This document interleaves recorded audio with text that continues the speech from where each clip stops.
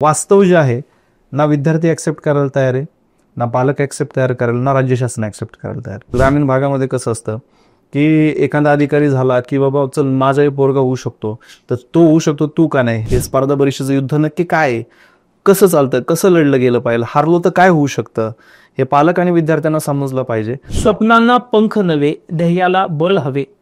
चल आता चाल पुढे, ही गुरु किल्ली यशाची, ही संधी कर्तृत्वाची, नभभेदी उड्डाणाची, ही संधी जल्लोषाची, दबलेल्या सामर्थ्याची, अन वास्तवास या दिशा देऊनी उज्ज्वल भवितव्याची. आकाश घेरूनी सारे, श्वासात पेरूनी वारे, ऋण हे आईबापाचे, दोघांच्या परिश्रमांचे, जाणूनी मोल थाटात बोल, उत्तुंग घेण्या भरारी, मी अधिकारी मी अधिकारी. खाजगी क्षेत्रामधले एखाद्या कंपनीमध्ये काम करा किंवा तुमचा स्वतःचा एखादा व्यवसाय सुरू करा, तुम्ही तिथं स्वतःचा अधिकारी असता. स्वप्न पाहतो अधिकारी होण्याचा, तेवढेच त्याची आई आणि वडील त्याच्यापेक्षा जास्त स्वप्न पाहतात की बाबा 18 वर्ष आपण दारिद्र्यात काढलेले आहेत आणि आता कुठेतरी ती संधी मिळेल. पण हे सगळ्यांच्याच नशिबी आहे कसं नाही. सक्सेस रेशिओ हा या क्षेत्रातला 0.01%. गावाकडे गेले की लोक म्हणा आला अधिकारी आला अधिकारी, आणि पण तो झाला नाही अधिकारी, मग त्याची मानसिकता खचते. त्या खचलेल्या काळामध्येच कुटुंबानं आणि जाणत्या लोकांनी पाठीमाग उभं राहणं गरजेचं आहे. आपण मार्केटमध्ये काय स्कोप आहे हे न बघता माझ्याकडं काय क्षमता आहे, माझ्याकडं कुठलं भांडवल आहे, माझ्याकडं कोणत्या प्रकारचं शिक्षण आहे, कोणत्या प्रकारचं कौशल्य ऑलरेडी मला जमतंय आणि माझी आवड कशात टिकून राहू शकते. स्पर्धा परीक्षेची तयारी करण्याचा विचार करतो किंवा इकडे यायचा विषय, तेव्हा प्रत्येक जण त्याला सिनियर्स किंवा शिक्षक काय सांगतात, पहिल्यांदा तू सिलेबस स्टडी कर, पहिल्यांदा तू त्याच्यात प्रिव्हियस क्वेश्चन्स पेपर वाच. मी आता सजेस्ट करेल की हे पहिल्यांदा तुम्ही पहिलं मी अधिकारी पहिलं पुस्तक वाचा पहिल्यांदा, आणि मग प्रिव्हियस क्वेश्चन पेपर आणि मग सिलेबस. घडून तरुणाईच्या भवितव्यासाठी नवे मार्ग शोधणारे आणि समाजातील बदल घडवण्याची प्रेरणा देणारे हे पुस्तक नक्कीच वाचनीय आहे. हे पुस्तक तरुणाईच्या उज्ज्वल भवितव्यासाठी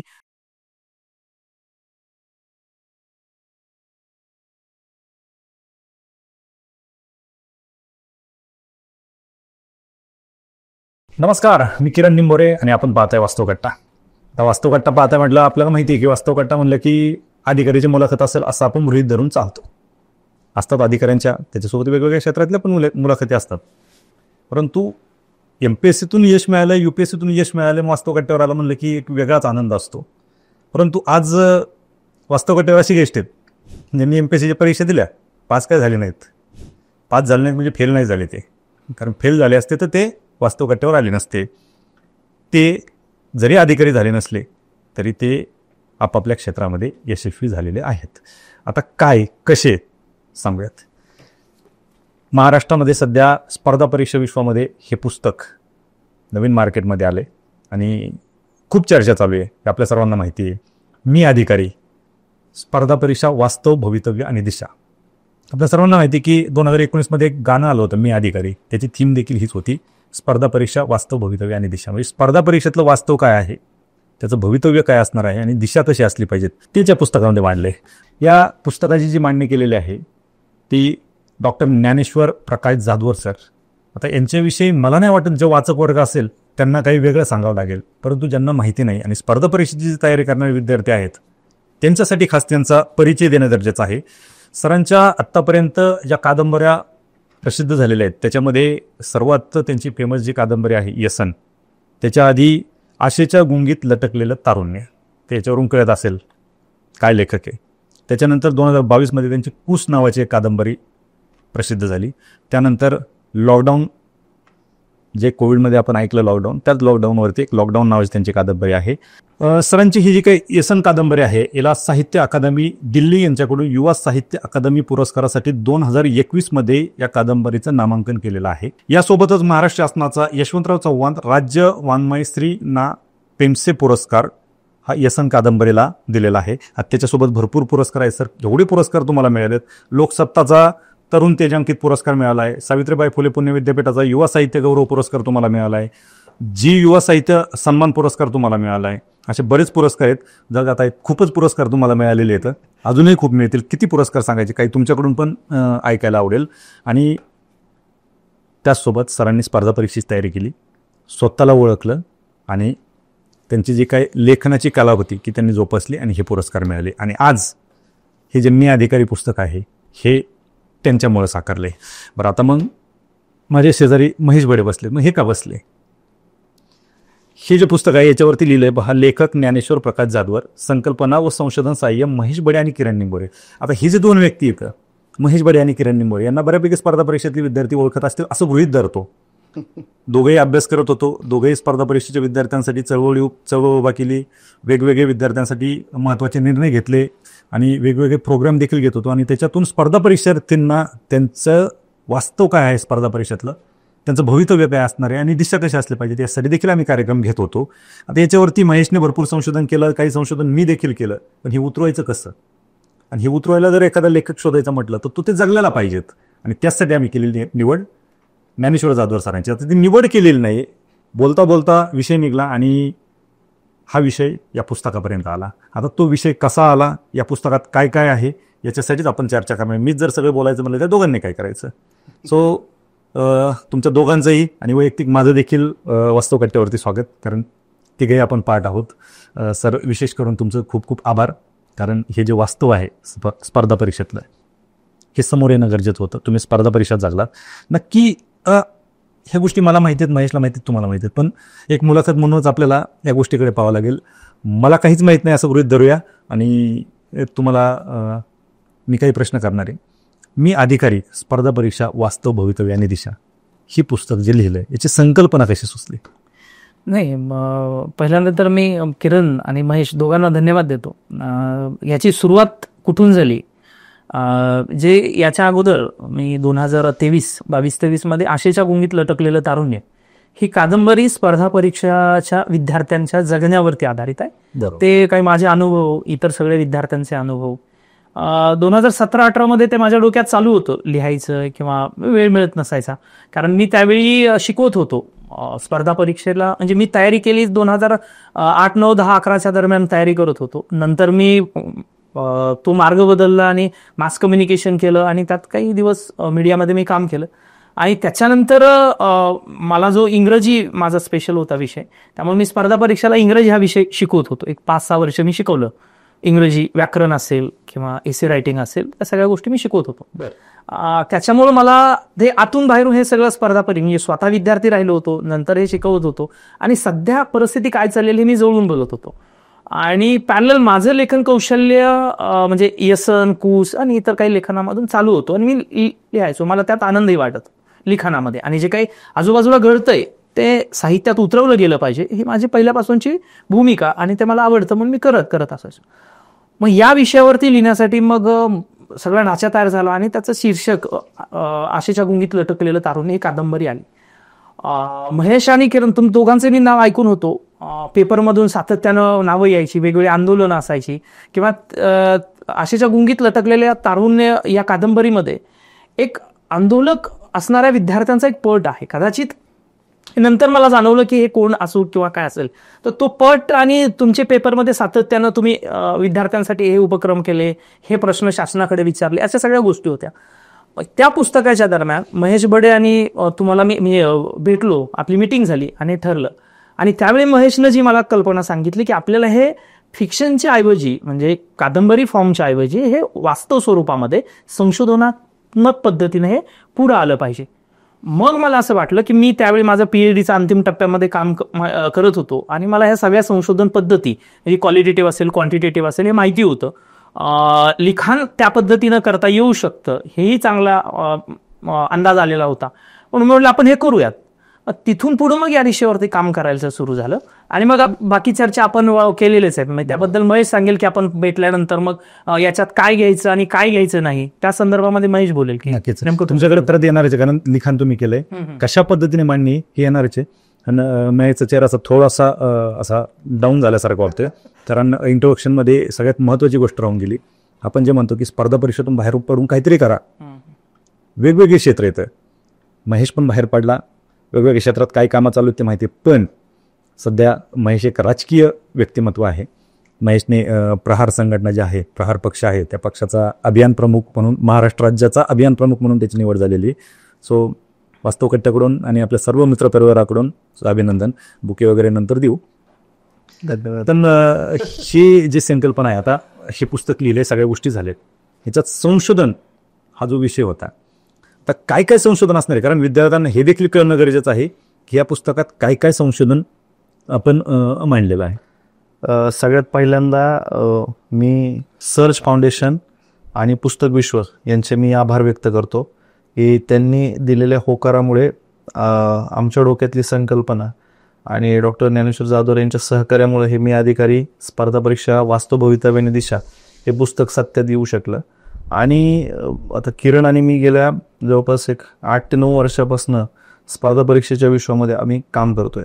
पण विषय काय होतोय की मुलं येत आहेत, इथे लॉक होत आहेत आणि सिलेक्टेड मुलं सिलेक्ट होऊन जात आहेत आणि त्यातले काही म्हणजे मायनस म्हणजे पर्सेंटेजमध्ये काही मुलं व्यवसाय क्षेत्राकडे वळत आहेत. आणि हे इथं जे एकदम असं हे झालंय म्हणजे वास्तव जे आहे ना विद्यार्थी ऍक्सेप्ट करायला तयार आहे, ना पालक ऍक्सेप्ट तयार करायला, ना राज्य शासन ऍक्सेप्ट करायला तयार. म्हणून हे पुस्तक असं मोटिवेशन स्टोरीमध्ये न मांडता किंवा म्हणजे डोक्यात माझ्या तीच आयडिया होती की हे पुस्तक अशा पद्धतीने यायला पाहिजे की सांख्यिक स्वरूपामध्ये, की जेणेकरून इकडे जो विद्यार्थी स्पर्धा परीक्षेला येण्याच्या अगोदर त्यांनी हे पुस्तक जर वाचलं, किंवा विशेष करून ग्रामीण भागामध्ये कसं असतं की एखादा अधिकारी झाला की बाबा चल माझाही पोरगा होऊ शकतो, तर तो होऊ शकतो, तू का नाही. आणि ही जी चढाओढ चाललेली आहे आणि ज्या पद्धतीने सत्कार आणि ह्या सगळ्या गोष्टी होतात. आणि दुसरी गोष्ट म्हणजे नोकरीचं एक गॅरंटी, बाबा याला किती, पण ते किती संख्या आहे, तर त्याच्यामुळे किती स्पर्धा आहे, ह्या गोष्टी ना पालकांना माहितीत ना विद्यार्थ्यांना माहितीत. विद्यार्थ्याला इथं कधी माहित होतं 2-3 वर्षानंतर, आणि तेव्हा कळत पण तो एकदम आतमध्ये आलेला असतो, त्याला परतीचे दार त्याचे म्हणजे दोर तुटलेले असतात. मग हे सगळे भयंकर आहे. येण्याच्या अगोदर म्हणजे त्या चक्रव्यूहमध्ये येण्याच्या अगोदर त्याला बाहेर पडायचा रस्ता सुद्धा माहिती पाहिजे. आणि इथं काय आहे नक्की हे युद्ध जे आहे, हे स्पर्धा परीक्षेचं युद्ध नक्की काय आहे, कसं चालतं, कसं लढलं गेलं पाहिजे, हारलो तर काय होऊ शकतं, हे पालक आणि विद्यार्थ्यांना समजलं पाहिजे. म्हणून आपण हे पुस्तक एक संख्यात्मक स्वरूपामध्ये, एक संशोधनात्मक स्वरूपामध्ये यश झालेले, अपयशी आलेले, त्या सगळ्यांची एक गोळाबेरीज आपण त्याच्यामध्ये केली. 2019ला आम्ही मी अधिकारी ही एक संकल्पना आमच्या डोक्यात होती की आम्ही एक स्पर्धा परीक्षा महोत्सव आम्ही पुण्यामध्ये भरवला होता.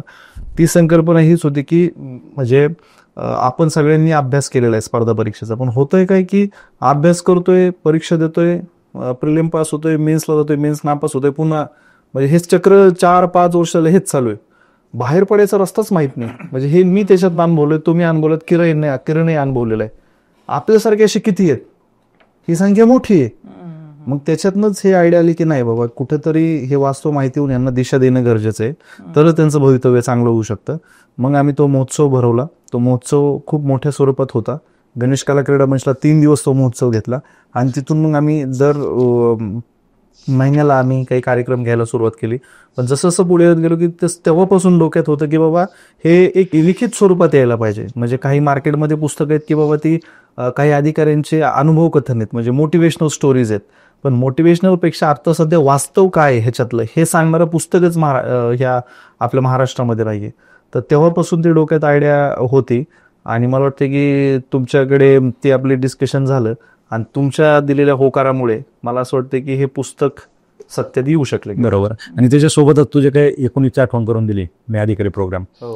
सर याच थीमवरती एक गाणं सुद्धा तयार केलं होतं स्पर्धा परिषदला, मला वाटतं पहिलं गाणं असेल. पहिलं गाणं ते आपण याच्यामध्ये घेतलेलं आहे. Yes, yes, yes. प्रसारणामध्ये जे आहे त्याचा आपण आवर्जून उल्लेख केलाय त्या कवीचा आणि त्यांचा देखील. त्याच्यामध्ये हेच दाखवलं ना, मी अधिकारी म्हणजे फक्त स्पर्धा परीक्षेची तयारी करून तुम्ही अधिकारी होणार नाहीये.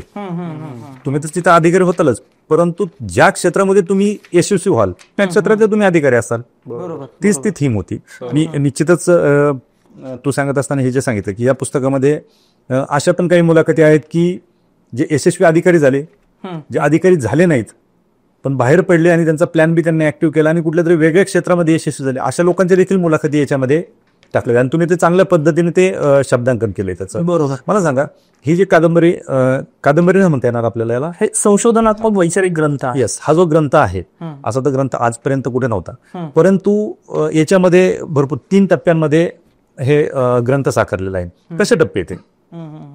त्याच्या अगोदर फक्त आता तुम्ही जे म्हणाला होतात ना ते मी अधिकारी खूप महत्वाचं आहे. किरण टेकवडे यांनी ते गीत लिहिलेलं आहे. स्वप्नांना पंख नव्हे, ध्येयाला बळ हवे, चल आता चाल पुढे ही गुरु किल्ली यशाची, ही संधी कर्तृत्वाची नभभेदी उड्डाणाची, ही संधी जल्लोषाची दबलेल्या सामर्थ्याची, अन वास्तवास या दिशा देऊनी उज्ज्वल भवितव्याची. आकाश घेरूनी सारे श्वासात पेरुनी वारे, ऋण हे आईबापाचे दोघांच्या परिश्रमांचे, जाणूनी मोल थाटात बोल, उत्तुंग घेण्या भरारी, मी अधिकारी मी अधिकारी. असं हे महत्वाचं गीत आहे. आणि पूर्ण हे पुस्तक ज्यावेळी एखादा विद्यार्थी वाचेल आणि हे शेवटचे म्हणजे शेवटचा जो चॅप्टर आहे 19वा, वास्तवाच्या पार्श्वभूमीवर भविष्यातील दिशा कशी असावी, त्या ठिकाणी हे गीत आहे. ते तुम्हाला एक उमेद देणार आहे, ते तुम्हाला एक बळ देणार आहे. नवी दिशा शोधताना अगोदर केलेला अभ्यास तुम्हाला कसा रूपांतरित करायचा त्याची ताकद देणारं हे गीत आहे, ताकद देणारं हे संशोधन आहे. ते महत्वाचं आहे. आता मी तुमचा जो प्रश्न आहे की हे किती भागामध्ये आहे, याच्यात प्रकरण काय आहेत, त्याच्याकडे येतो. हे खूप महत्वाचं आहे, कारण हे या पुस्तकामध्ये काय आहे हे समजणं गरजेचं आहे. आजपर्यंत म्हणजे स्पर्धा परीक्षामध्ये म्हणा किंवा संशोधनात्मक वेगवेगळी पुस्तकं जी येत असतील किंवा विद्यार्थ्यांच्या मार्गदर्शनासाठी, हे या पुस्तकाचा पॅटर्न पूर्णपणे वेगळा आहे. बरोबर. हे पूर्ण पुस्तक संशोधनात्मक तर आहेच, शिवाय याला कथात्मक स्वरूपामध्ये आपण काही मांडणी केलेली आहे. याच्यामध्ये जवळपास 73 लोकांच्या आपण ज्या मुलाखती घेतलेल्या होत्या त्या मुलाखतीचं रूपांतर आपण कथात्मक स्वरूपामध्ये केलेलं आहे. म्हणजे तुम्हाला इथं मुलाखत वाचायला भेटणार नाही, तर त्या व्यक्तीचा जीवन प्रवास गोष्टीच्या माध्यमातून तुम्हाला आहे. त्या 73 मधले 13 हे निवड झालेले अधिकारी आहेत, जिल्हाधिकारींपासून ते तहसीलदार आणि वेगवेगळ्या पदावरती आहेत. 60 विद्यार्थी असे आहेत, 60 उमेदवार असे आहेत की ज्यांची निवड झालेली नाही, परंतु पर्यायी क्षेत्रामध्ये उत्तम काम करतात. हे अभ्यास स्पर्धा परीक्षाच करत होते. म्हणजे त्यांनी 5-5, 10-10 वर्ष घालवलेले आहेत. पण त्यांच्या एका सर्टन पिरियडमध्ये लक्षात आलं की मला या क्षेत्रामध्ये आता टिकणं अवघड आहे, पुढे जाऊन काय करणं म्हणजे यश मिळणार नाही. तर अशी आहे, म्हणजे उदाहरणार्थ रणजित सिंह पाटलांचं उदाहरण आहे की त्यांनी रक्षक ग्रुप उभा केलाय, आज कोट्यावधीमध्ये टर्नओव्हर आहे. अशा वेगवेगळ्या व्यक्तींचे मी नावं तुम्हाला सांगणार आहे की कोण कोण व्यक्ती आहे. किंवा अक्षय भिसे ठाण्याचा जो शेअर मार्केटमध्ये उत्तम काम करतो आहे, किंवा एक पवार म्हणून आहेत, त्यांनी मॉल सुरू केलेला आहे. असे वेगवेगळे आहेत. महेश बळी त्यांची नावं सांगतील मी तुम्हाला, ती सविस्तर नावंही सांगेल, आणि काही अधिकारी आहेत. पण त्याच्या अगोदर हे जाणून घेऊ की या पुस्तकामध्ये नेमकं आहे काय. हे पुस्तक 3 भागामध्ये आहे. त्यातला पहिला भाग जो आहे तो वास्तव म्हणजे सध्या या परिस्थितीचं काय आहे, म्हणजे या परीक्षांचं स्वरूप काय आहे. म्हणजे पुणे असेल, दिल्ली असेल, मुंबई असेल, नागपूर असेल, मेट्रोपॉलिटन सिटीमध्ये हे विद्यार्थी ग्रामीण भागामध्ये येत आहेत. त्यातही कोविड नंतर थोडं प्रमाण घटलेलं आहे, पण तरी सध्या संख्या वाढते. तर ती संख्या किती आहे, त्याचं स्वरूप काय आहे, सुरुवातीच्या टप्प्यावरती तयारी कशी केली गेली पाहिजे. म्हणजे 12वी झालेला विद्यार्थी इकडे येत असेल तर त्याला त्या टप्प्यावरती काय गरजेचं आहे, म्हणजे करिअर म्हणून या क्षेत्राकडे कसं बघता येऊ शकतो, त्याची पूर्ण म्हणजे MPSC मध्ये, UPSC आणि इतर ज्या काही परीक्षा आहेत तत्सम स्पर्धा परीक्षा, याच्यामध्ये फरक काय आहे तो आपण या ठिकाणी मांडलेला आहे. शासनांची धोरणं काय आहेत, आरक्षण काय आहे, म्हणजे जे आरक्षण आपल्याला दिलं जातं SC ST OBC आणि इतर या सगळ्या घटकांसाठीचं, तर ते काय आहे, त्याचं स्वरूप काय आहे, नोकरीसाठीचं आरक्षण, शिक्षणासाठीचं आरक्षण, यातली तफावत काय आहे तेही या प्रकरणामध्ये आपण दिलेलं आहे. त्याचबरोबर अजून एक महत्वाचं आपण या पुस्तकामध्ये डिफाईन करतोय की मी अधिकारी हा प्रत्येक क्षेत्रातला प्रत्येक व्यक्ती हा अधिकारी असू शकतो. म्हणजे महेश बळे त्याबद्दल खूप चांगलं सांगतील पुढं की तुम्ही कुठल्याही क्षेत्रात जा, खाजगी क्षेत्रामधल्या एखाद्या कंपनीमध्ये काम करा किंवा तुमचा स्वतःचा एखादा व्यवसाय सुरू करा, तुम्ही तिथं स्वतःचा अधिकारी असता, तुम्ही स्वतःचे निर्णय तुम्ही सगळे घेत असता. प्रशासनामध्ये गेलेलाच व्यक्ती अधिकारी असतो, पण त्याचे निर्णय तो घेतो म्हणून आपण त्याला अधिकार म्हणतो. शासनानं ठराविक जबाबदारी त्याच्याकडे दिलेली आहे, पण आज वास्तव कट्टा तुम्ही सांभाळता, इथले संपादक तुम्ही आहात, तर याची जबाबदारी सगळी म्हणून तुम्ही अधिकारी आहात याचे. म्हणजे तुम्ही तुमच्या क्षेत्रामधले महत्वाचे एक अधिकारी. महेश आज प्रहार पक्षाचे राज्य अभियान चालवतात, राज्यभराचे महत्वाचे पक्षाचे निर्णय घेणं, ती निर्णय क्षमता जी आहे ती त्यांच्याकडे या स्पर्धा परीक्षामधून केलेल्या अभ्यासामधून ती तयार झालेली आहे. हे जे घडणं आहे याच्यावरती आपण संशोधनात्मक म्हणजे जो डेटा आपण घेतलेला 123 विद्यार्थ्यांचा आणि 73 लोकांच्या मुलाखती, अशा 196 विद्यार्थ्यांचा जो डेटा आहे, याच्या आधारे आपण ती व्याख्या डिफाईन केली आहे. ही व्याख्या थोडी विस्तृत अंगाने बघितली गेली पाहिजे. फक्त शासनामधलीच व्यक्ती अधिकारी नसून तर खाजगी क्षेत्रामध्ये जे व्यक्ती काम करतायत तर ते कुठल्याही याच्यामध्ये असेल तर त्याच्याकडेही तेवढ्याच सन्मानानं बघितलं गेलं पाहिजे आणि समाजानं ते स्वीकारलं गेलं पाहिजे. हे आपण डेटाच्या आधारे मांडलेलं आहे. त्याचबरोबर याच्यात काही संघर्ष करून अधिकारी झालेत, त्यांच्या जगण्याच्या प्रवास गाथा या ठिकाणी मांडलेल्या आहेत. आणि अजून एक सगळ्यात महत्वाचा मुद्दा म्हणजे पदवीच्या शिक्षणाचा आणि स्पर्धा परीक्षेच्या दरम्यान त्यांनी जो अभ्यास केलेला आहे त्याचा त्यांच्या व्यावसायिक आणि वैयक्तिक जीवनामध्ये कसा उपयोग होतो हे त्या सगळ्यांचे मतं घेऊन त्याचं एक आपण गुणात्मक पद्धतीनं विवेचन केलेलं आहे, त्याची मांडणी केलेली आहे. त्यामुळे हा खूप महत्वाचं प्रकरण आहे सगळ्यांसाठीच. याच्यातून आपण शासनाने अंमलबजावणीसाठी काही निष्कर्ष सुचवलेले आहेत, ते खूप महत्वाचे ठरणार आहेत. त्यानंतर दुसरा जो भाग 2 आहे, याच्यामध्ये तरुणांचा हा संघर्ष सगळा येतो. कारण खूप मुलं गरीब कुटुंबामधून येतात, आर्थिक वणवण असते, पुण्यात राहण्यासाठी या सगळ्याच गरजा, आणि एकंदरीतच त्याच दरम्यान बेकारी जी वाढत जाते. कारण 5 वर्ष एखादा विद्यार्थी तर तयारीला घालवत असेल आणि आईवडिलांकडून पैसे घेत असेल आणि वय वर्षे 25-30 येत असेल, तर निश्चितच छुपी बेकारी त्याच्यातून वाढत जाते. तो भाग आहे. आणि त्या इथं शासन या परीक्षांकडं आणि या विद्यार्थ्यांकडं दुर्लक्ष कोणकोणत्या पातळीवरती करतं त्याचा आपण मागोवा घेतलेला आहे. तो मागोवा घेतला त्यासाठी आपण 1965 पासून ते 2024 पर्यंतचा काही जे रेफरन्स पुस्तक आहेत किंवा प्रकाशित झालेले लेख आहेत, किंवा 2014 पासून 2024 पर्यंत जी महेश बडे आणि तुम्ही स्टुडंट राईट असोसिएशनच्या माध्यमातून जी आंदोलनं केलेली आहेत, तर त्याचा आपण लेखाजोखा सगळा मांडलेला आहे. लोकसत्ता असेल, सकाळ असेल, मटा असेल, किंवा वेगळे सिव्हिक मिरर असेल, अशा सगळ्यांकडून जे संपादकीय लेख आहेत, बातम्या आहेत, त्याचाही आपण इथं उल्लेख केलेला आहे. आणि याच्यातून आपण एक व्यावहारिक उपाययोजना म्हणून युवा धोरण एक स्वतंत्र प्रकरण लिहिलेलं आहे. जवळपास ते 30 ते 40 पानं यासाठी दिलेली आहेत. शासनानं युवा धोरण कसं ठरवलं गेलं पाहिजे त्या संदर्भात महेश बडे डिटेल सांगतील. कारण शासनाकडे असणारं बजेट, त्यातही न वापरलेलं बजेट आणि नेमकं खर्च कुठं केला जातो त्याही गोष्टी आपण जाणीवपूर्वक इथं मांडलेल्या आहेत आणि त्या आकडेवारी सहित आपण दिलेल्या आहे.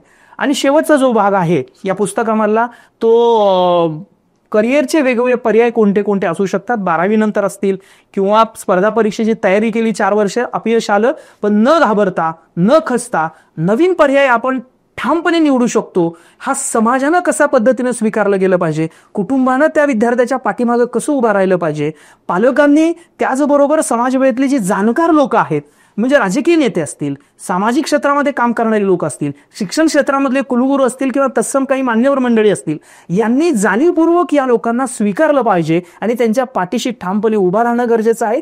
तरच आपण येणाऱ्या काळामधले जी बेकारी वाढते त्याला पर्यायी मार्ग काढू शकतो. अन्यथा हे खूप भयान स्वरूप धारण करेल आणि तरुणांची शक्ती वेगळ्या कामासाठी किंवा चुकीच्या मार्गावर जाऊ शकते. त्याच्यासाठी वेळीच पावलं उचलणं गरजेचं आहे. मला असं वाटतं की हे पुस्तक त्याच्यासाठी खूप मदत करेल. पुस्तक फक्त विद्यार्थीच नाही, पालकांसाठी देखील तेवढंच महत्वाचं आहे. बरोबर बरोबर. पालकच नाही तर राज्य शासन सुद्धा. कारण की ते तसं सांगितलं सगळं युवा धोरण, म्हणजे युवा धोरणामध्ये आपण जर बघितलं तर क्रीडा व युवक कल्याण असं डिपार्टमेंट आहे. 2012ला महाराष्ट्र शासनाने युवा धोरण स्वीकारलं.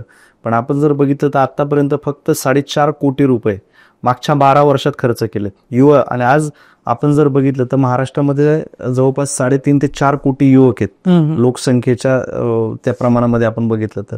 जर आज आपण इकडे सांगतो की हा युवकांचा देश आहे, आज युवक बेरोजगारीमध्ये आज तो बहडला जातोय, आणि एका बाजूला शासनच, एका बाजूला TRT बार्टी सारथी महाज्योतीच्या माध्यमातून 700 कोटी रुपये खर्च करून स्पर्धा परीक्षा करा, तुम्हाला मी हे करू, एका बाजूला हे करते, दुसऱ्या बाजूला भरती प्रक्रिया ज्या पद्धतीने व्हायला पाहिजे त्या पद्धतीने होत नाही. जवळपास स्थानिक स्वराज्य संस्था आणि राज्य शासनाच्या कक्षेतल्या 7.5 लाखापेक्षा अधिक जागा रिक्त. मग त्या जागा रिक्त का ठेवल्या गेलेल्या आहेत? राज्य शासनाची मेन भूमिका ही आहे की जनतेला ज्या काही त्यांच्या मूलभूत सोयी, त्यांचे जीवनमान उंचावणं, याच्यासाठी हे डिपार्टमेंट तयार केलेले आहेत. म्हणजे एका बाजूला सांगायचं की पगारावर एवढे पैसे पगारावर खर्च केले जातात, पण लोकांचं जीवनमान उंचवणं, लोकांच्या जीवनमानातल्या येणाऱ्या अडचणींना कमी त्रास होणं, या अनुषंगाने हे सगळे डिपार्टमेंट बनवलेले आहेत. आणि तिथे जर एवढे 7.5 लाख लोक जर रिक्त होत असतील, हे भयंकर आहे. ह्याचा आपण नमुना 2020 कोविडमध्ये बघितला, कसे आरोग्य डिपार्टमेंटचा फज्जा उडाला. त्याच्यानंतर हे आपण पोलीस डिपार्टमेंटचं पण आपण बघितलं की किती ताण त्यांच्यावरती येतो, आणि त्यांचे हेल्थचे प्रश्न, त्यांच्या फॅमिलीचे प्रश्न, हे देखील कुठेतरी पाहिलं पाहिजे. आणि फक्त विकासाच्या नावाखाली मनुष्यबळ न भरता ते कुठेतरी विकासाच्या नावाखाली दाखवायचं आणि ही सगळी सिस्टीम कोलॅप्स करायची. आज गुन्हेगारीचं प्रमाण किती वाढले याचा देखील राज्य शासन त्या ठिकाणी विचार करणं गरजेचं आहे. मग क्रीडा व युवक कल्याण जर हे डिपार्टमेंट तयार झालेलं आहे, तर युवकांच्या कल्याणासाठी काय उपाययोजना करायला पाहिजे हे त्या पुस्तकामध्ये आपण दिलेलं आहे. म्हणजे आतापर्यंत मार्केटमध्ये जी पुस्तकं आली ती फक्त स्पर्धा परीक्षेतल्या विद्यार्थ्यांना इकडे आकर्षित करणं आणि मोटिवेट करणं आणि धंदा करणं अशा पद्धतीचा आहे. पण हा जो एक ग्रंथ आपण तयार केलेला आहे, कारण की आपण भोगलेलं आहे, ते प्रत्येक जण हा भोगतोय, पण त्याला एक आवाज मिळाला पाहिजे. म्हणून हे मी अधिकारी. आणि आपल्याला या पुस्तकातनं हाच मेसेज द्यायचा आहे की फक्त स्पर्धा परीक्षेतला अधिकारी म्हणजे मी अधिकारी नाही. तू याच्यातनं एक पाऊल बाहेर टाकण्याचं फक्त धाडस कर, तुला वेगवेगळ्या क्षेत्रामध्ये मोठी अपॉर्च्युनिटी. तर हे सांगण्याचा एक पॉझिटिव्ह मेसेज देण्यासाठीचा हा एक आपला प्रयत्न आहे. आणि शासनाने या संदर्भात या पुस्तकातनं जर काही थोडे जरी गोष्टी घेतल्या आणि त्याचं इम्प्लिमेंट केलं तर मला असं वाटतं की युवकांना आपण स्किल डेव्हलपमेंटच्या दिशेला घेऊन जाऊ शकतो, युवकांना आपण उद्योजकता च्या माध्यमातून आपण घेऊन जाऊ शकतो, कृषीच्या क्षेत्रामधल्या अपॉर्च्युनिटीकडे घेऊन जाऊ शकतो. आणि मला असं वाटतं की एक चांगला बदल या माध्यमातून होऊ शकतो. कारण की सगळे म्हणजे वेल ग्रॅज्युएट असणारी मुलं आज जवळपास 25-30 लाख युवक ह्या स्पर्धा परीक्षेत इथं अडकलेले आहेत. तर हे कुठेतरी शासनाने याचा गांभीर्याने विचार करायला पाहिजे. जेवढा तो युवक स्वप्न पाहतो अधिकारी होण्याचा, तेवढेच त्याचे आई आणि वडील त्याच्यापेक्षा जास्त स्वप्न पाहतात की बाबा 18 वर्ष आपण दारिद्र्यात काढलेले आहेत आणि आता कुठेतरी ती संधी मिळेल. पण हे सगळ्यांच्याच नशिबी आहे कसं नाही. सक्सेस रेशिओ हा या क्षेत्रातला 0.01% आहे. बाकीच्यांचं काय, ह्याच्यावर कुणीच बोलत आहे. नाही, ह्याच्यात ना खूप इंटरेस्टिंग गोष्ट आहे. म्हणजे साधं उदाहरण आहे, आपल्या एका त्या प्लेटमध्ये 100 लाडू ठेवलेले आहेत आणि खाण्यासाठी जर तिथं 1000 व्यक्ती आले तर ऑब्व्हियसली ते लाडू न फोडता खायचे तुम्हाला आणि तो 100 लोकांनाच मिळणार आहे. उरलेल्या त्या 900 लोकांनी करणार काय? हा प्रश्न ज्याने त्यांनी पालकांनी आणि विद्यार्थ्यांनी स्वतःला विचारला काय, आणि तो विचारला जात नाही. म्हणून आज 12-15 वर्ष 20 वर्ष झालं पोरं स्पर्धा परीक्षा तयारी करतात. पुढे बोला. आता नाही, अडचण होते कशी की त्याचं मुलाचे मन तयार का होत नाही, तर त्या दुसरं जाऊन करणार काय, कारण समाज स्वीकारत नाही. कारण 5 वर्ष मी अधिकाऱ्याच्या ह्याच्यामध्ये घालवले आहेत, घरी येऊन पण त्या अर्थ सपोर्ट होता, पैसे होता, आणि गावाकडे गेले की लोक म्हणा आला अधिकारी आला अधिकारी, आणि पण तो झाला नाही अधिकारी. मग त्याची मानसिकता खचते. त्या खचलेल्या कालामध्येच कुटुंबानं आणि जाणत्या लोकांनी पाठीमाग उभं राहणं गरजेचं आहे. ते वास्तव स्वीकारणं गरजेचं आहे. ते पालक स्वीकारत नाहीत. म्हणून हा सगळा आज केव्हा जो तयार झालाय ना तो त्याच्यामुळे झालेला आहे. त्यांच्यासाठी काय आहे का ह्याच्यामध्ये आहे ना, आपण म्हणजे मी फक्त एक संदर्भ देतो याच्यामधला. डॉक्टर अविनाश बोंडवे यांचं आपण एक दीर्घ मुलाखत याच्यामध्ये घेतली आणि मानसिक आरोग्य आणि शारीरिक आरोग्य या विद्यार्थ्यांचं कसं ढासळत चाललेलं आहे, त्याला कारणं काय आहेत, तर त्या संदर्भामध्ये त्यांनी आता खूप महत्वाचं विवेचन केलेलं आहे. डॉक्टर अविनाश बोंडवे असं म्हणतात की या विद्यार्थ्यांनी त्यांच्या स्वतःचं कौशल्य किंवा स्वतःची क्षमता ओळखली पाहिजे आणि पुढं किती वर्ष आपण याच्यात देऊ शकतो, म्हणजे आर्थिक बाजून असेल, शारीरिक मानसिक या सगळ्या बाजूचा लेखाजोखा बघितला गेला पाहिजे. आणि कमीत कमी 3 वर्ष तुम्ही या क्षेत्रासाठी देऊन बघा. जर निवड झाली तर ठीक, एखादी परीक्षा पास झाला ठीक, नाही झाला तर तुम्ही पर्यायी बी प्लॅन ठेवायला सुरू करा किंवा मार्ग शोधायला सुरू करा. मग तुम्हाला दुसऱ्या पर्यायात तुम्ही नोकरी करायला लागला तर मग आवड म्हणून नंतर परीक्षा देत राहा. हे असं करता येऊ शकतं, पण असे विद्यार्थी करत नाहीयेत. तर त्यांच्या डोक्यामध्ये या विद्यार्थ्यांच्या एक काय म्हणतो ना, सुपरफिशियल लेवलचं या फील्डमधलं जे अट्रॅक्शन तयार केलं गेलेलं आहे. आणि याला जे आत्ता जे काही अधिकारी निवड झालेले आहेत तेही काही प्रमाणामध्ये कारणीभूत आहेत की ग्लॅमरस लुक देणं या क्षेत्राला, त्याच्यामुळे हे सगळं आज उद्भवलेलं आहे. रील्स आणि ह्या सगळ्या गोष्टीमध्ये आहेत. तर ते खूप म्हणजे गांभीर्याने ह्याच्याकडे बघायला लागणार आहे. बरोबर आहे. मी परत एक दुसरा रेफरन्स देतो. पुणे विद्यापीठाचे माजी कुलगुरू डॉक्टर अरुण अलसूल सर यांचेही याच्यामध्ये आपण काही मतं घेतलेली आहेत. त्यांचं असं मत आलेलं आहे की आज बेकारी वाढण्यापाठीमागं जी कारणीभूत फक्त शासन व्यवस्थाच नाही तर पूर्ण समाज व्यवस्था ही बिघडलेली आहे, म्हणजे विस्थापित झालेली आहे. कुठल्याही शाखेचा विद्यार्थी असेल, फक्त BA BComच नाही तर इंजिनिअरिंग झालेला किंवा फार्मसी झालेला, त्याला जर आज मेडिकल टाकायचं असेल तर चौकामध्ये आज 10 मेडिकल असतात. मग टाकून करणार काय, धंदा चालत नाही. मग काय करतो तो, स्पर्धा परीक्षा देतो. मग इकडेही नाही आणि तिकडेही नाही. त्यांचं मत असं आहे की शिक्षणामधली धोरणं जी आहेत ती मुळात कौशल्य, म्हणजे पदवीचं शिक्षण असेल किंवा त्याच्या अगोदरपासूनच कौशल्य विकसित होईल असं शिक्षण देणं गरजेचं आहे. आणि त्या स्वरूपामध्ये त्या विद्यार्थ्यांचं व्यक्तिमत्व जर डेव्हलप झालं तर ते पुढे चालत राहणार. बरोबर. पण आता आपण प्लॅन बी वरती बोलतोय खरं, वास्तव दाखवतोय, भवितव्य म्हणतोय, आपण दिशा देण्याचं काय काम केलं याचं? नाही, खूप महत्वाचा प्रश्न आहे. या म्हणजे ना या पुस्तकामध्ये शेवटची जी काही प्रकरणं आहेत, म्हणजे कुठल्या कुठल्या क्षेत्रामध्ये तुम्हाला वेगवेगळ्या संधी मिळू शकतात आणि त्या कशा शोधल्या जाऊ शकतात. एकतर आपण 12वी आणि पदवी नंतरचे करिअर, जे कौशल्य आणि व्यवसायाचे जे नवे दृष्टिकोन आहेत ते मांडलेले आहेत.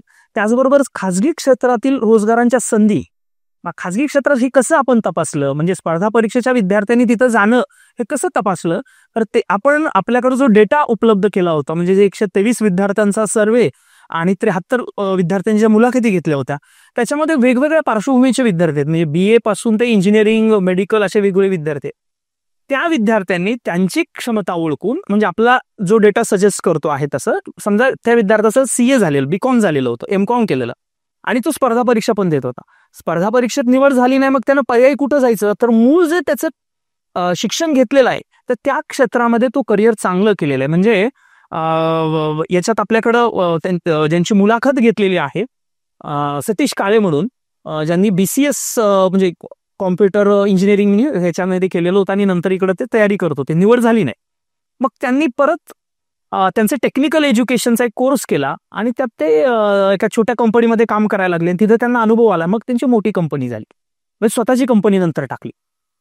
बी प्लॅन शोधत असताना आपण मार्केटमध्ये काय स्कोप आहे हे न बघता, माझ्याकडं काय क्षमता आहे, माझ्याकडं कुठलं भांडवल आहे, माझ्याकडं कोणत्या प्रकारचं शिक्षण आहे, कोणत्या प्रकारचं कौशल्य ऑलरेडी मला जमतंय आणि माझी आवड कशात टिकून राहू शकते, व्यवसायात किंवा कुठल्याही उद्योगामध्ये उतरण्या अगोदर माझी क्षमता, माझा जो काही गुण आहे कोणत्या क्षेत्रासाठी लागू होऊ शकतो किंवा टिकून राहू शकतो, हे त्या विद्यार्थ्यांना बघणं गरजेचं आहे. हे जर त्यानं बघितलं आणि करिअर निवडला तर 100% यशस्वी होऊ शकतो. तो मॉल चालवणारा काय, त्याचं विक्रांत पवार, विक्रांत पवार म्हणून आहे, त्याचं छोट्या गावामध्ये मॉल आहे, जसं पुण्यामध्ये मॉल आहेत ना, तर छोट्या गावामध्ये आहे, आणि आज त्या मॉलची उलाढाल लाखोंमध्ये आहे.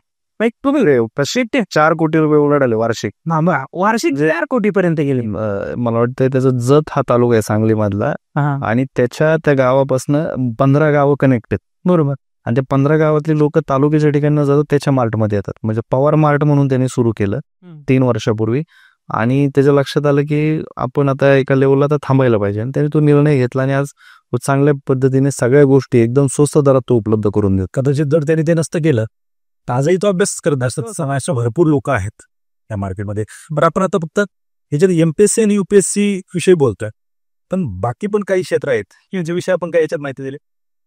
तसं स्वतंत्र प्रकरणच आहेत ना, म्हणजे तत्सम ज्या वेगळ्या परीक्षा आहेत, म्हणजे स्टाफ सिलेक्शन असेल, क्लरिकलच्या परीक्षा असतील, म्हणजे गट ब, क आणि ड, म्हणजे क्लास 1 पासून ते गट ड पर्यंतच्या वेगवेगळ्या परीक्षा देणारे विद्यार्थी असतात. त्या सगळ्याच परीक्षांच्या स्वरूपाविषयी आणि त्याचे पर्याय कोणते असू शकतात, आणि जर निवड झाली नाही तर परत मी सांगतो की त्या विद्यार्थ्यांना स्वतःचं व्यक्तिमत्व तपासून, क्षमता तपासून, कुठल्या तरी जर प्रत्येक व्यक्ती व्यवसाय नाही करू शकणार, मग पर्यायी तसं काम कुठल्या कंपनीमध्ये मिळतं का, खाजगी क्षेत्रामध्ये करता येतं का, तेही तपासून घेणं गरजेचं आहे. आपण जर बघितलं त्याच्यात आपण असे काही उदाहरणं घेतले, जे आपण 63 जणांचे आपण मुख्यत्वे घेतलं, तर आपण त्याच्यामध्ये काय केले, उद्योग आणि खाजगी क्षेत्रातल्या नोकरी.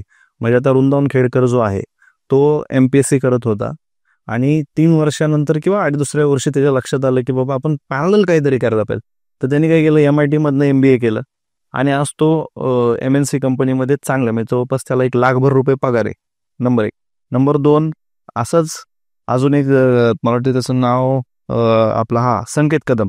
त्यांनी काय केलं, MPSC करता करता शेअर मार्केटचे तो क्लासेस शिकला, 1 वर्ष 2 वर्ष स्वतः शिकून घेतलं, आणि आज तो स्वतः ट्रेडिंग करतोय. अशा 2 महिन्याला लाख रुपये तो कमवतोय. सांगायचा मुद्दा काय आहे, आझाद शेख म्हणून जो आहे तो मसाल्याचा उद्योग करतो, तो कोण आझाद शेख तो सुद्धा, म्हणजे आज त्यांनी आता पुस्तकामध्ये मसाले चाललं, तर तो आता त्याचं त्यांनी हे पण टाकतोय, बेकरीचं पण टाकतोय, जर बेडमध्ये बेकरीचं पण काम चालू आहे. तर सांगायचा मुद्दा हा आहे की फक्त उद्योगच नाही, बरोबर, म्हणजे उद्योगच नाही तर तुम्ही तुमचं शिक्षण घेत असताना तुम्ही जर इतर काही कौशल्य असणारे काही कोर्सेस तुम्ही शिकून घेतला, किंवा तुम्ही इतर काही भाषेच्या संदर्भात काही तुम्ही कोर्सेस अडॉप्ट केले. काही जणांनी, आता अमोल अवचितेचं उदाहरण घ्या, सिविक मिररला तो पत्रकार आहे, त्यांनी रानडेला त्याचं लक्षात आलं की बाबा माझं काय होत नाही, तर त्यांनी रानडेला 2 वर्षाचा कोर्स केला, आणि आज तो पत्रकारितेमध्ये आज चांगल्या पद्धतीने काम करतोय. तर विद्यार्थी दिविनाईनचा तो कापसे म्हणून आहे, तो प्रदीप कापसे, तो पत्रकारितेकडे वळलेला. प्रत्येकाने काय केलं करणार. आता हे स्वतः राजकारणामध्ये, म्हणजे नाही, महेश मरेंचं उदाहरण असं की त्यांनी म्हणजे MPSCचा अभ्यास केला, चळवळ चालवली, नेटवर्क आणि ह्या सगळ्या गोष्टी शिकून घेतल्या, आणि आज ते प्रत्यक्ष राजकारणामध्ये ते काम करायला सुरू केले. निश्चितच ते विजन त्यांनी डोक्यासमोर ठेवलं की आपण समाजाच्या बदलासाठी हे कसं. सांगायचा मुद्दा आहे की बाबा सगळ्यांनीच व्यवसाय करायचे का, तर नाही. हम्म. सगळ्यांनीच नोकरी करायची का, तर नाही. आपापल्या गोष्टीतले स्किल ओळखून तुम्ही त्या पद्धतीने योग्य वेळी निर्णय घेऊन तुम्ही त्या पद्धतीने त्या वेगवेगळ्या क्षेत्रात तुम्ही जाऊन आपलं करिअर सेट करू शकता. अशी उदाहरण आपण या मी अधिकारी या पुस्तकामध्ये दिलेली. याच्यामध्ये क्लासेसचं बाजारीकरणाचा एक चॅप्टर माझ्या समोर येतोय. पण आपण हा विचार करत नाही. आपण प्लॅन बी वरती स्वतःचा व्यवसाय, प्रायव्हेट सेक्टर याच्यावरती बोलतोय. आणि जेवढे क्लासेस आहेत हा सुद्धा त्यांचा स्पर्धा परीक्षावाल्यांचाच प्लॅन बी आहे. ते यशस्वी आहे. आपण तसं एक उदाहरण घेतलं, 2-3 उदाहरणं घेतलेत. म्हणजे प्रेरित कोठारी जो अभ्यासिका चालवतो, उमेश घाडगे जो अभ्यासिका चालवतो, दिलीप खाटेकर म्हणून आहे जे क्लास स्टेपअप अकॅडमी चालवतात. ते तर अधिकारी होते. हा, ते अधिकारी होते, त्यांनी ते सोडून ते चालू केलंय. त्यांचं म्हणणं असं आहे, आम्ही हे सेवा देतोय, आम्ही विद्यार्थी घडवण्यासाठी मदत करतोय, प्रामाणिकपणे करतोय. असेही काही क्लासेस आहेत. सर्वच क्लास बाजारीकरण किंवा त्या दिशेने जात आहेत असं आपल्याला म्हणता येणार नाही. ती त्यांची भूमिका असू शकते. कारण नवीन इथं जेव्हा विद्यार्थी तयारी करण्यासाठी येतो त्याला काही मार्गदर्शन हवं असतं, काउन्सिलिंग हवं असतं, काही विषयाचे जे काही नॉलेज देणं गरजेचं, त्यासाठी ते एक सर्व्हिस म्हणून आपण त्यांनी ते सुरू केलेलं आहे. पण ते कशाच्या जोरावर? त्यांना शिकवणं आवडतं, त्यांना जो अनुभव आहे, त्यांनी काय अभ्यास केलेला आहे, त्यांना असं वाटलं की हे मला जमू शकतं, तसं त्यांनी ते सुरू केलेलं आहे. उमेश घाडगेंना लक्षात आलं की आपण शिकवू नाही शकत स्पर्धा परीक्षेच्या विद्यार्थ्यांनी तयारी केली. मग त्यांना लक्षात आलं आपलं मॅनेजमेंट चांगलं आहे, पण 9 वर्ष तयारी करत होते ते. मग त्यांना असं लक्षात आलं की आपण या विद्यार्थ्यांना ज्या सेवा लागणार आहे, दुय्यम सेवा, एकतर अभ्यासिका आहे, दुसरं हॉस्टेल आहे.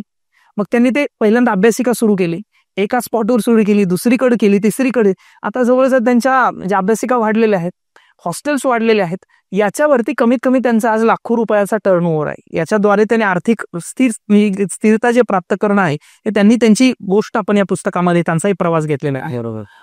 त्यानंतर ते एक प्लेट पोहा विकणारा सुशील काटकर, एका पोह्यावरती आज पुण्यामध्ये फ्लॅट घेतलेला आहे. म्हणजे पोह्याचा गाडा टाकला आणि वेगवेगळे जेवण. हे सेकंडरी जे बिझनेस आहेत, म्हणजे स्पर्धा परीक्षेच्या विद्यार्थ्यांना लागणाऱ्या ज्या गरजा आहेत ते पुरवणारे जे उद्योग, हे स्पर्धा परीक्षेच्या विद्यार्थ्यांनीच तयार केलेले आहेत, लक्षात घ्या. कारण त्यांना गावाकडे जाऊन दुसरा काही मार्ग नाहीये. म्हणजे मला गावाकडे शेती नाहीये, मी गावाकडे काहीच नाही, जगण्याचं दुसरं साधन नाही, मी करू काय गावाकडे जाऊन? इस्त्रीचं दुकान असेल, झेरॉक्सचं सेंटर असेल, तशी आपण काही याच्यामध्ये सक्सेस स्टोरीज घेतली. याच्यासाठी वास्तव माहिती होणं गरजेचं आहे. त्यावेळेला योग्य वेळी घेतलेली एक्झिट, बरोबर, हेच अत्यंत आहे ते पण. आणि सगळ्यात महत्वाचं म्हणजे की आज काय झालंय मुलांचं, की बाबा मी आता 5 वर्ष टाकली, 8 वर्ष टाकली, आता बाहेर कसं पडू? घरचे बोलतील, मित्र बोलतील. तर त्यांना हाच या इंटरव्ह्यूच्या माध्यमातून हाच मेसेज द्यायचा आहे की हे पुस्तक तुम्ही हातामध्ये घ्या. ज्यांना अपयश आले आणि ज्यांनी उद्योग क्षेत्रात जाण्याचा निर्णय घेतला, खाजगी क्षेत्रात जाण्याचा निर्णय घेतला, कृषी क्षेत्रात जाण्याचा निर्णय घेतला, त्यांचे तुम्ही उदाहरणं बघा, संघर्ष बघा, आणि त्याच यशस्वी. फक्त त्यांनी एकच धाडस घेतलं, येस मला आता याच्यातनं बाहेर पडायचंय. म्हणजे बाहेर पडण्याचा त्यांच्यात जो आत्मविश्वास जो निर्माण झाला, एक तर मग त्याला परिस्थितीमुळे झाला असेल, एक तर चांगल्या मित्रांच्या सल्ल्यांमुळे झाला असेल, किंवा एखाद्या चांगल्यांच्या सपोर्टमुळे झाला असेल. पण हे तुमच्या आजूबाजूला देखील असे मित्रपरिवार असतील, ते शोधा, त्यांच्यासोबत तुम्ही तुमचं मन मोकळं करा आणि तुम्ही बाहेर पडण्याचा निर्णय घ्या. हेच सांगण्याचा प्रामाणिक प्रयत्न मी अधिकाऱ्याच्या पुस्तकामध्ये आम्ही केलेला आहे.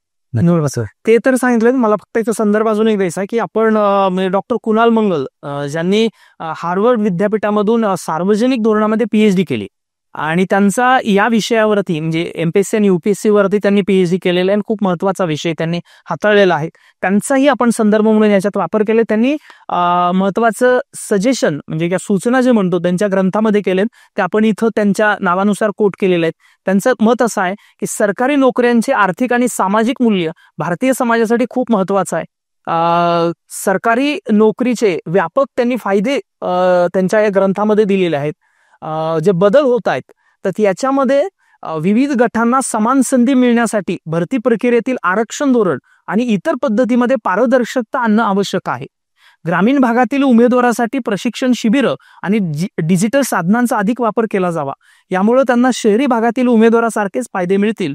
परीक्षेच्या तयारी दरम्यान उमेदवारांचे मानसिक आरोग्य सुधारण्यासाठी समुपदेशन केंद्र उघडण्याची आवश्यकता आहे. याच्यामधला सगळ्यात महत्वाचा मुद्दा म्हणजे पारदर्शकता. आपल्याकडची भरती प्रक्रिया ही पारदर्शक होत नाही.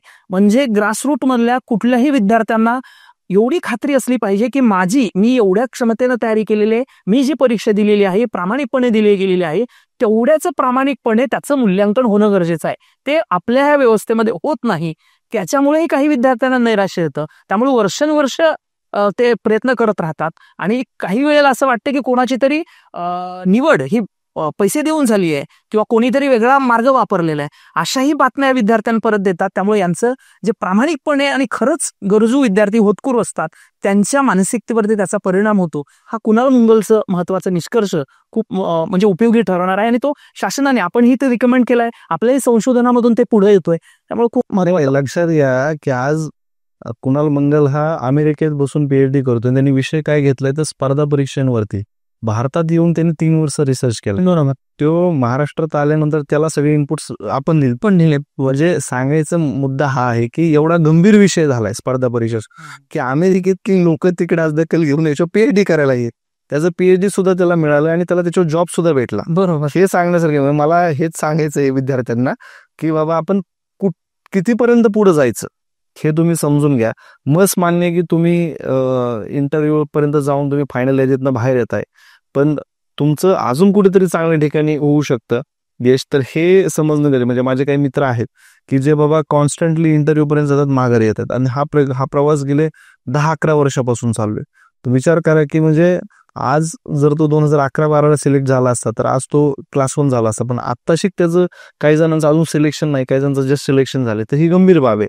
तर किती वेळ द्यायचा हाच या सांगण्यामागचा प्रयत्न आहे. नंबर 2, पालकांनी आपल्या पाल्याला किती वेळ इथं ठेवलं पाहिजे ह्याच्यातलं तुम्ही देखील समजून घेणं गरजेचं. कारण की तुमचा एक ठेका असतो की नाही तो अधिकारी झालाच पाहिजे. अरे पण जागा किती निघतात, आरक्षण पॉलिसी काय, निगेटिव्ह मार्किंग सिस्टीम काय असतं, ह्याची प्रोसेस किती महिने चालते. घरच्यांना असं वाटतं की तू गेला म्हणजे 10वीच्या परीक्षेसारखे कार्यक्रम असतो, झालं की लगेच झालं. तसं नाही. हे याला 16 महिने 3-3 वर्ष कोर्टात जर केस गेली तर लटकलं प्रकरण. निवड झालेले अधिकारी अजून 3 वर्ष झालं त्यांना अजून पुन्हा पत्र नाही, जॉईनिंग नाही. तर हे सगळं समजणं गरजेचं आहे. म्हणजे एका बाजूला तुम्ही जेव्हा येता तर हिथं तुम्ही यश जरी मिळालं पण निवड आणि जॉईनिंग कधी होईल हे जे मधल्या मागच्या 2-3 वर्षामध्ये म्हणजे आता कसं झालं, पहिल्या प्री होती जाहिरात निघायची, प्री मेन्स इंटरव्ह्यू सिलेक्शन, आता प्री मेन्स इंटरव्ह्यू यादी लागते, त्याच्यानंतर हा विषय कोर्टात जातो आणि कोर्टात तिथं वेळ लागतो, पुन्हा ते राज्य शासनाकडे जातं, तिथं पुन्हा प्रकरण अडकतं आणि म्हणजे आता ह्याला जवळपास 6-7 टप्पे झालेत. जे पहिली प्रक्रिया 3 टप्प्यात व्हायची आता ती 6 टप्प्यात झाली. मग याच्यामुळे मंत्रालयात बसणारे अधिकारी याला देखील कारणीभूत आहेत की बाबा ते सुद्धा कधी काळी या बाजूला होते, लक्ष्मण रेषेच्या अलीकडे तेही विद्यार्थी होते. त्यांनी देखील या गोष्टी समजून घेतल्या पाहिजे की ज्या काही फायली निवड झाल्यानंतर जॉईनिंगच्या संदर्भात येतात तर त्याला देखील त्यांनी पटकन त्याविषयी पुढे नेले पाहिजेत. आणि शेवटी प्रत्येकाच्या भवितव्याचा प्रश्न आहे. जर 1-1 आणि 2-2 वर्ष जर मुलं सिलेक्शन होऊन घरी बसत असेल तर ही अतिशय गंभीर बाब आहे. आणि MPSCने देखील काही गोष्टी स्वतःमध्ये सुधारणं गरजेचं आहे की आज जर तुम्ही वेळापत्रक देताय आणि जाहिरात, आता राज्यसेवा 2025 विषय जानेवारीमध्ये जाहिरात येणं होती, आज मार्च संपत आला, जाहिरात नाहीये. काही अशा परीक्षा आहेत की 2 वर्ष झाली जाहिरात आहे, सिलेबस अजून टाकला नाही, मग त्यांची परीक्षा होणार कधी. प्रत्येकाचं एक प्लॅनिंग असतो, सुट्ट्या टाकून असतात, मुलींना 1 ते 1.5 वर्ष दिले जातात, घरच्या लग्नाचा विषय असतो. तर प्रत्येकाला जी एक संधी दिलेली आहे, प्रत्येकाने एक स्वप्न पाहिलेलं आहे, तर ते MPSCने त्याच्यावर विचार करून योग्य वेळेत कमी टाइम मध्ये म्हणजे तुमची जे 14 वर्षात त्याच्यानुसार 8 महिन्यात कसं पूर्ण होईल यासाठी सुद्धा MPSCने आपली पावले उचलणं गरजेचं. कारण की आज डिजिटल झालेलं आहे, फास्ट झालेलं आहे सगळं. तर जेवढं तुम्हाला फास्ट करता येईल, जेवढे प्रश्नांमध्ये चुका तुम्हाला कमी काढून फर्स्ट की सेकंड की ह्याच्यामध्ये अजून गतिमानता कशी या गोष्टींवरती विचार करणं गरजेचं. निकाल लवकर लागले पाहिजे जेणेकरून फायनान्शियल प्लॅनिंग वरती देखील विद्यार्थ्यांना विचार करता येतो. कारण की आज बघितलं तर विदर्भ आणि मराठवाड्यामध्ये कापूस आणि सोयाबीनला भाव नाहीये, मग शेतकऱ्यांनी पैसे आणून कुठनं द्यायचे या मुलाला. काही मुलं आज हॉटेलमध्ये काम करतायत, काही ATM सेंटर्समध्ये काम करतायत, मेसमध्ये काम करतायत, पार्ट टाइम म्हणून लायब्ररीमध्ये आज कोऑर्डिनेटरचं काम करतायत. तर ह्या सगळ्या ज्या गोष्टी आहेत तर ह्या गोष्टी व्यवस्थेने उभे केलेले आहेत त्यांच्यासमोर. आणि व्यवस्थेमुळे जर त्यांचं स्वप्न धुळीस मिळत असेल तर ही कुठेतरी त्या तिथल्या बसलेल्या अधिकाऱ्यांनी विचार करायची गोष्ट आहे. आणि तेच हे सांगण्याचा प्रयत्न आहे की मी अधिकारी, त्यासाठी हे पुस्तक विद्यार्थ्यांच्या आधी सरकार आणि MPSCच्या आधी गेलं पाहिजे. हे 3 लोकांनी म्हणजे 3 घटक जे आहेत ना समाजातले, विद्यार्थी, विद्यार्थ्यांचे पालक आणि शासन यंत्रणा, या तिघांनी हे पुस्तक बारकाईने एकदा वाचायला पाहिजे. जे कोणी आहेत त्यांच्यासाठी खूप उपयुक्त नाही. आपण काय करणार आहे माहिती आहे नाही, आपण काय करणार आहे हे आपण MPSCचे चेअरमन, सेक्रेटरी, जॉईंट सेक्रेटरी, मुख्य सचिव, CM साहेब नंतर क्रीडा व युवक कल्याण मंत्री सगळ्यांना भेटून हे पुस्तक आपण देणार आहोत. आणि म्हणजे याच्या अगोदर आम्ही या सगळ्यांना भेटून निवेदन द्यायचो, आता आपण पुस्तक देणार आहे. पूर्ण लेखाजोखा आमाच्या दाखवा हे वास्तव आहे मग असे हे पहा. मला फक्त इथं अजून एक ना आरोग्याच्या संदर्भामधला म्हणजे आठवलं मग म्हणजे आणि याच्यामध्ये आपण तशा काही स्टोरीज कव्हर केलेले आहेत. म्हणजे स्पर्धा परीक्षाची तयारी करणाऱ्या विद्यार्थ्यांचं आरोग्य तर खचतच, शिवाय त्यांची लग्न होत नाहीत. तो एक मोठा गंभीर प्रश्न उभा राहिलाय. आत्महत्या विद्यार्थी करतायत, त्याच्याकडे खूप काळजीपूर्वक बघणं, संवेदनशीलपणे या मुद्द्याकडे बघणं गरजेचं आहे. खूपच. कारण एक विद्यार्थी होता की ज्यानं परीक्षा दिली होती, निवड पण म्हणजे नंतर निकालामध्ये निवड झाली, पण दरम्यानच्या काळात जो वेळ लागला त्या दरम्यान त्यानं आत्महत्या केली. एका विद्यार्थिनीचं म्हणजे ब्रेन हॅमरेज, म्हणजे ज्या पद्धतीने तयारी करत होती, 5-6 वर्ष तयारी केली, निवड झाली नाही, मानसिक टेन्शन आलं, तो दबाव आला आणि नंतर ते खचली. तर अशाही स्टोरीज आपण याच्यात घेतलेल्या आहे. म्हणजे जी डार्क साईड म्हणतो या स्पर्धा परीक्षाची अशी खूप मोठ्या प्रमाणामध्ये. म्हणून आम्ही याचा रेशो पण जे निवड झालेले अधिकारी म्हणजे कलेक्टर पासून ते तहसीलदार असेल किंवा गटशिक्षण अधिकारी अशी लोक घेतलेत, पण ते फक्त 13 आहेत. इतर विद्यार्थी 60 आहेत ज्यांची निवड झाली नाही. काय करतात ते? काही काही बेकार आहेत, ते गावाकडे काय करतात, शेतीमधलं कुठलं काम करतात किंवा ते काम जमत नाही म्हणून काय होतं. मी परत मग म्हटलं की लग्नाचा जो प्रश्न आहे ना, लग्न जमत नाही म्हणून एक म्हणजे जो आमच्याच गावाकडे म्हणजे गावातलाच आहे, मी बार्शी तालुक्यातला गावातला आहे, त्याचा आज 37 वर्ष वय आहे. म्हणजे मी जेव्हा घरी गेलो होतो त्यांनी त्याच्यातच समवयस्क सगळ्यांची लग्न झाली होती, झालेले.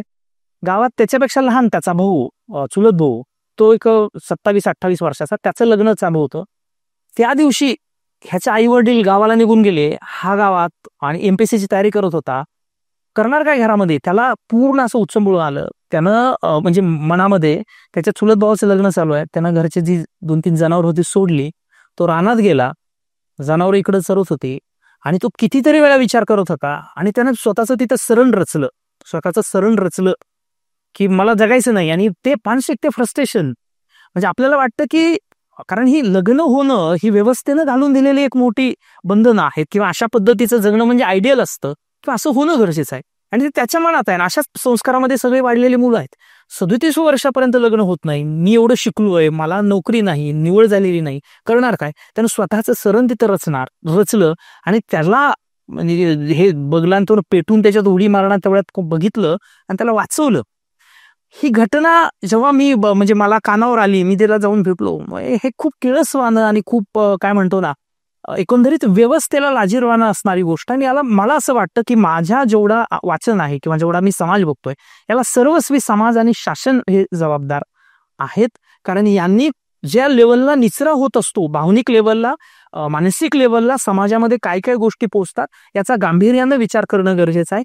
प्रामाणिकपणे समाजहितासाठी काम करणारी जी लोक आहेत ह्या त्यांच्यापर्यंत हे मुद्दे गेले पाहिजेत आणि ठोस अशी भूमिका पुढे येणं गरजेचं आहे. नाही, एकदमच बरोबर आहे. मी वास्तवकट्ट्याच्या माध्यमातून हीच विनंती करणार आहे की जेव्हा एखादा विद्यार्थी स्पर्धा परीक्षेची तयारी करण्याचा विचार करतो किंवा इकडे याचा विषय, तेव्हा प्रत्येक जण त्याला सिनियर्स किंवा शिक्षक काय सांगतात, पहिल्यांदा तू सिलेबस स्टडी कर, पहिल्यांदा तू त्याच्यात प्रिव्हियस क्वेश्चन्स पेपर वाच.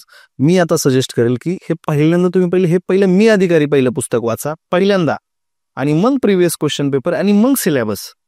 हे पुस्तक प्रत्येकाने वाचा. वाचल्यानंतर तुमचं मस्तक ठिकाणावर येईल की आपण कुठे आहे आणि मला काय करायचं आणि माझ्या आयुष्यात काय चाललंय हे सांगण्याचा प्रामाणिक प्रयत्न याच्यामध्ये किरणनी आणि आम्ही 8 वर्ष या चळवळीत टाकलेले, 3 वर्ष अभ्यास केलेला आहे. म्हणजे ह्याच्या मागे 10 ते 11 वर्षाचा अनुभव या पुस्तकामध्ये आहे. आणि लेखकांनी त्यांच्या शैलीमध्ये त्यांचा जो अनुभव होता, त्यांना साहित्य अकादमीचे पुरस्कार मिळालेत राज्य शासनाचे, तर त्यांनी ह्याच्यावर प्रचंड कष्ट घेतलेले. तर सगळ्यांचे ह्याच्यामध्ये म्हणजे पुस्तक विश्वचे नवनाथ जगताप सर असतील, सर्च फाउंडेशन आहे, या सगळ्यांच्या सहकार्यामुळे हे पुस्तक तयार झाले. याच्या मागे फक्त मेहनत नाही, तर ह्याच्या मागे संघर्ष आहे जो ज्ञानेश्वर सरांचा आहे, माझा आहे आणि किरणचा आहे. आणि तो सगळा संघर्ष एका फ्रेममध्ये मांडण्याचा प्रयत्न या मी अधिकारीच्या पुस्तकामधनं केलाय. तर मला मी आव्हान हेच करेल की नवीन येणारी मुलं किंवा जी आत्ता अडकलेत, पुढं मला काय करायचं, मला ब्लँक झालेले आहेत, तर अशा मुलांनी मला वाटतं की हे पुस्तक वाचायला पाहिजे. आणि मला असं वाटतं की आपण जो काही संघर्ष केलाय किंवा आपण ज्या काही गोष्टी ह्याच्यात केलं, तर नक्कीच मला असं वाटतं की ह्याच्यात यश त्याच्यामध्ये येईल आणि नक्कीच याच्यातनं बाहेर पडण्यासाठी प्रयत्न होईल.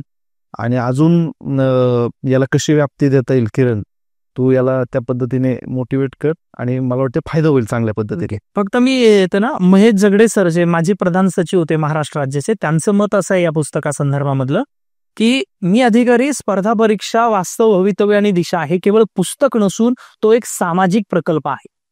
म्हणजे हे पुस्तक आपण पुस्तकासाठी नाही तर हा एक सामाजिक प्रकल्प आहे. हा उपक्रम केवळ स्पर्धा परीक्षार्थींनाच नव्हे तर शासकीय यंत्रणा आणि पालकांना उपयुक्त ठरेल असा एक अत्यंत प्रभावी खंड संशोधनपर दृष्टिकोनातून केलेला आहे. पुस्तकाचे शीर्षक जरी मी अधिकारी असले तरी त्या स्पर्धा परीक्षेत यश मिळाले नाही तर निराश न होता उद्योग व्यवसायाकडे वळून जीवनात यशस्वी होता येऊ शकते याचेही दिलासा आणि दिशादर्शक मार्गदर्शन असल्याने मलाही जास्त समाधानाची बाब वाटते. कारण इच्छुक उमेदवारांच्या संख्येच्या तुलनेत विज्ञापित पदांची संख्या बहुतांश वेळेस अपूर्णांकातच असते हे वास्तव असल्याने मी नेहमीच स्पर्धा परीक्षा हा प्लॅन बी आणि इतर संधी म्हणजेच उद्योग व्यवसाय शेती इत्यादी हा प्लॅन ए ठेवण्याचा पुरस्कार केलेला आहे असं मत आदरणीय महेश जगडे सरांनी या संदर्भामध्ये व्यक्त केलेला आहे. त्याचबरोबर माजी अध्यक्ष महाराष्ट्र लोकसेवा आयोगाचे किशोरराजे निंबाळकर सर यांनीही खूप महत्वाचं मत मांडलेलं आहे. त्यातलं हे शेवटच्या 2 ओळी मी सांगतो. स्पर्धा परीक्षांच्या जगातील वास्तवाचे दर्शन घडून तरुणाईच्या भवितव्यासाठी नवे मार्ग शोधणारे आणि समाजातील बदल घडवण्याची प्रेरणा देणारे हे पुस्तक नक्कीच वाचनीय आहे.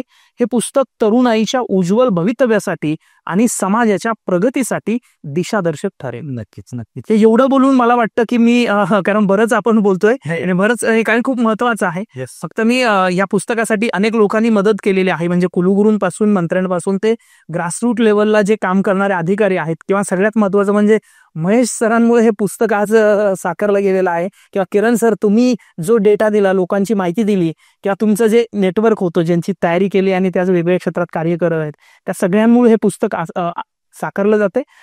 सर्च फाउंडेशनचे गणेश कळसकर असतील किंवा पुणे विद्यापीठामधल्या मीडिया कम्युनिकेशन विभागाच्या माधवी रेड्डी असतील किंवा त्यांनी हे डेटा स्क्रुटिनी करून त्याचं रेखाटन आणि या सगळ्या गोष्टीमध्ये लक्ष घातलं.